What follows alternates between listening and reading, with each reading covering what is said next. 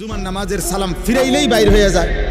পরের 4 রাকাত নামাজ যে সুন্নাত, এই পরের 4 রাকাত সুন্নাত নামাজ উনি বুঝছে যে হুজুর যেহেতু বেকুব এবং সামনের কাতারের লোকগুলা যেহেতু বোকা আহাম্মকগুলা, এই জন্য এরা 4 রাকাত পড়ে।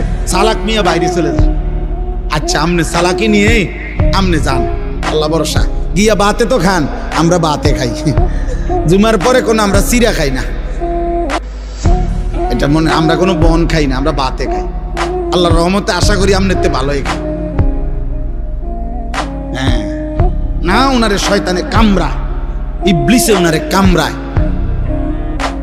ওনারে কিরমিয়ে কামড়ায়, উনি সাথে সাথে বাইরে হয়ে যায়। বোকা মানুষ বেটা, কি বুঝাইতে চাইছেন? ইমাম সাহেব বেওকুফ।